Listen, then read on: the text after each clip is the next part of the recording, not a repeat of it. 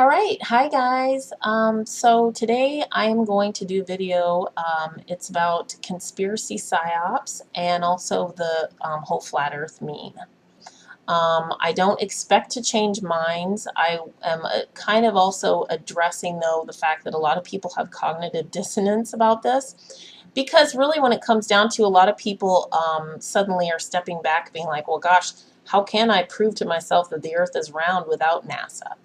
There's a number of videos that I'm going to go ahead and post below, and I don't necessarily promote the owner of those channels, and I don't necessarily agree with every bit of the content, but there's a number of videos below which I think do a really good job counteracting and explaining why the flat earth model doesn't work. And so I'll leave those below as food for thought. There are dozens and dozens and dozens of flat earth trolls, and a lot of them are sock accounts with no name, no picture, no subs, no videos.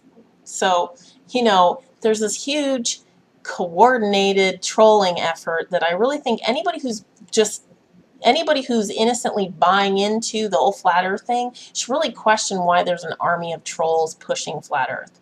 And all this bullying and trolling got a lot of us kind of pissed off. I'm going to show you guys from my perspective why I can prove to myself the earth is curved without NASA, without astronomy, without math, without any of that, okay? So the other thing I want to do is to talk about why I think this is a coordinated psyop, and to discuss a little bit about, the whole cognitive dissonance kind of psyops that go on online. And I'm going to discuss, some of my observations about that kind of stuff. So let's go ahead and get started. Okay, so first off, if you want to personally, through your own field work, determine whether the earth is flat or curved, I recommend that you get grounded, first of all, and second of all, that you gain some perspective. Okay, and in my opinion, one of the best ways to get grounded and gain perspective is to physically climb a mountain.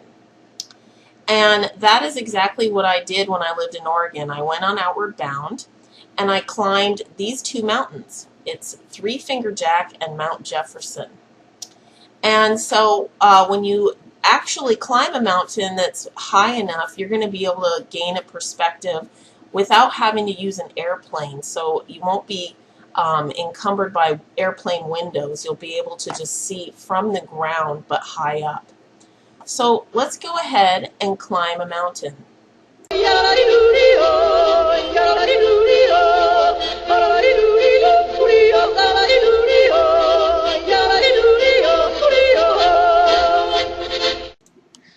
Phew! Okay guys, we made it to the top of Mount Jefferson.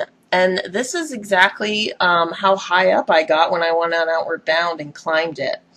And when I got to the top, there were certain spots where I could stand and I could look around me in 360 degrees. And you know what I saw? I saw that the whole earth was below me. And as you can see from the background behind the climber at the top there, the horizon line is below him. He has to look down to see the horizon line. Let's look at some other climbers. Here's a climber at the top of a different mountain. As you can see, the horizon is below him.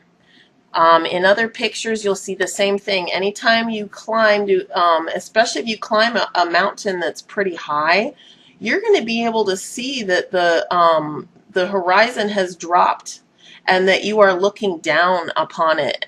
Okay, so this other picture I want to show as an example is two climbers and their dog are on Mount Hood. Okay, and they're in the middle of ascending Mount Hood, and as you can see, they're looking across at Mount St. Helens, and Mount St. Helens is at eye level with them. The horizon is below. So this has been a real problem with all of the flat earth proponents, and in fact, some of them have just flat out lied about this. There's a video that I'll post the link to below. It's called Flat Earth Horizon Proof. And the person who did this video is saying that you can be at sea level or the top of Mount Everest, but the horizontal horizon line will always be at eye level. He says that even if you're up high in an air balloon or helicopter, quote, he says you will see the panoramic horizon ascend with you right at eye level and remain completely flat all around. He says if the Earth were actually a big ball, however, the horizon should sink as you ascend, not rise to your eye level. Well, the horizon does sink as you ascend. The horizon did not rise to my eye level when I was up on Mount Jefferson. So that's just one of many examples of pieces of disinformation that are coming from the flat earthers that only the most suggestible person would believe based on nothing but YouTube videos. I don't know if people just forget what it's like to be up high or to be in an airplane. Maybe their perspective from the view of an airplane, they don't trust it. But this is why I'm suggesting people climb up high if you're physically capable of doing so. So I'm going to go ahead and just drive this point home here and show you guys some pictures of the mountains casting shadows. There's pictures I've found where the shadow of the mountain is actually dropping off at the horizon line. And that's a picture of a really clear day.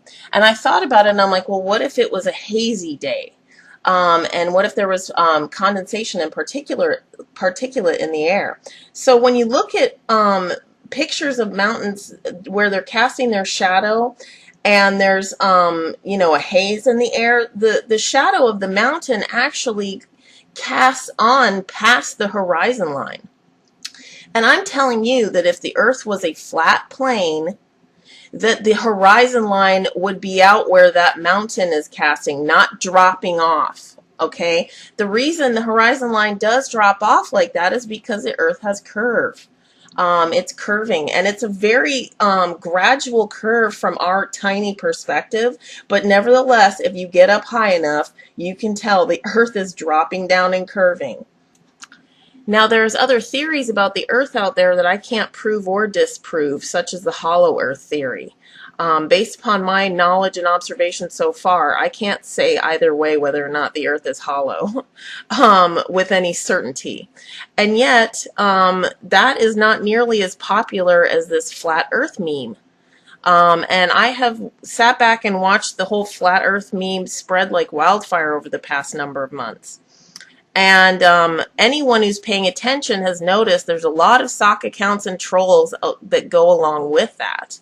And so to me, it's been kind of interesting watching how fast this is spreading and how hard it's being pushed and how utterly ridiculous so many of the aspects of the flat earth theory are. So I'm going to show you guys a clip that I think actually sort of narrows it down and gives insight on what's really going on. The woman in this video is named Rebecca Watson. She's your classic pseudo-skeptic, very, very pro-mainstream science, pretty close-minded to conspiracy theorists. And she's, you know, pro-vaccine, and she poo-poos alternative medicine, that kind of person. So this is the kind of person that's not open-minded, really, about a lot of this stuff. And what she's talking about here is no shit study. Scientists show conspiracy theorists will believe anything. So in contrast to her closed-mindedness, conspiracy theorists' minds are too open. I want you to hear what she says about the nature of this study and how it's conducted, because I really suspect that this is the type of tactics that are being used with all of these troll and sock accounts that are spreading this flat earth meme. Okay, so listen to what she says. I've spoken in the past about how social media can be a breeding ground for pseudoscientific misinformation, and now there is a brand new study that also claims to look into the Facebook echo chamber that conspiracy theorists live in, and the researchers are claiming that it's so bad that these conspiracy theorists can't even tell when they're being made fun of. Italian researchers demonstrated this by looking at thousands of users who commented on either science news pages or conspiracy theory pages. And what they found was that the people who commented on conspiracy theory pages, by and large, did not interact with any other kinds of pages. So that's that echo chamber effect that we've talked about before. But the fun part of the study came next when the researchers posted nearly 5,000 troll comments Uh-huh. to both the science pages and the conspiracy pages. And in these comments, they tried to make completely ridiculous, unsubstantiated rumors that could really only be taken as satire of the conspiracy theories. Okay, so that was just 5,000 troll comments for one little online study. And I'm willing to bet this type of thing is actually going on a lot more than people realize. I think that this type of thing is not only being done by university studies, but also by the government. In fact, the Snowden leaks prove that GCHQ does this type of stuff. And you know they're doing it in the States too. I also think private interests do this type of thing.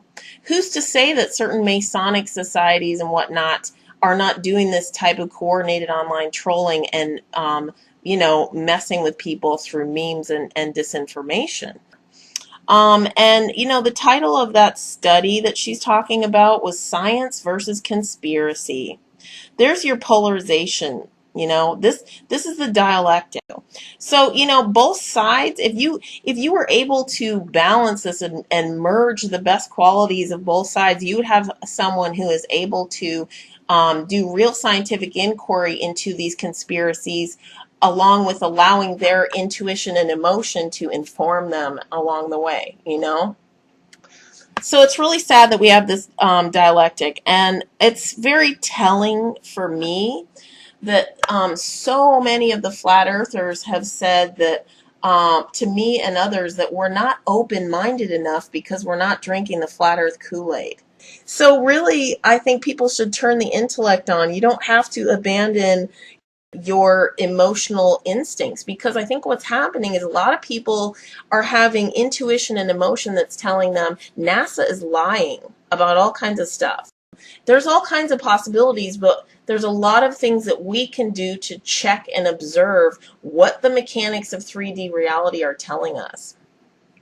And to me, it just seems like the whole motive for these types of psychological operations and inserting of memes and false narratives and manufactured conspiracies, it's all distraction.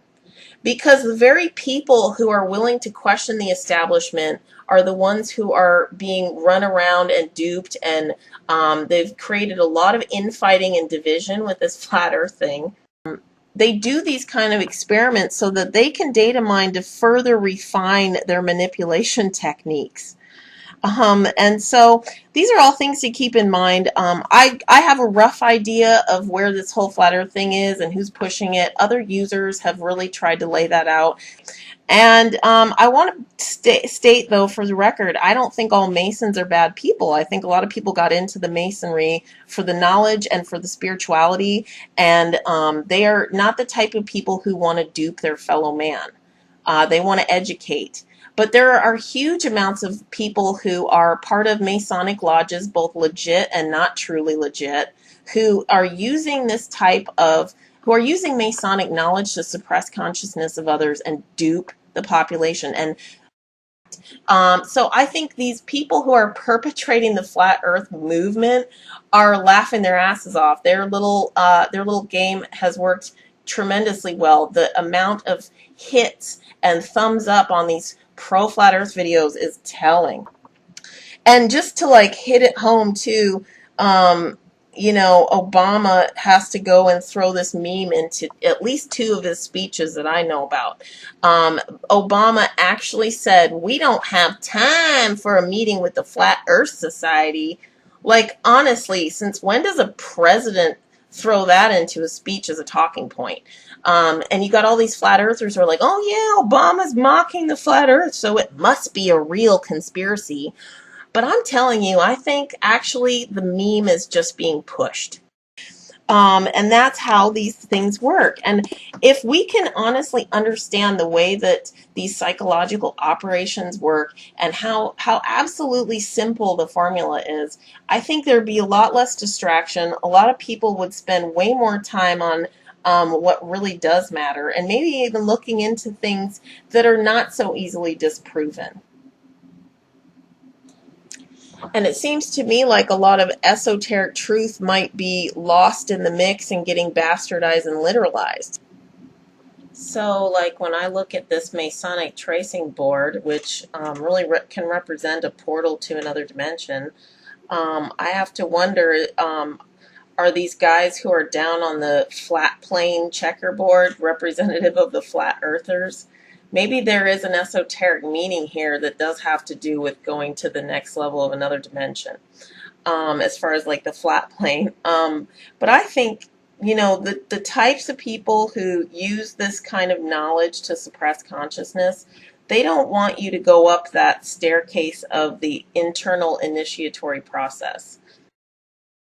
They want to keep you down on that flat plane there, on that checkerboard, where you'll be stuck in the dialectic, and you will, also be more, externalized and stuck in the exoteric.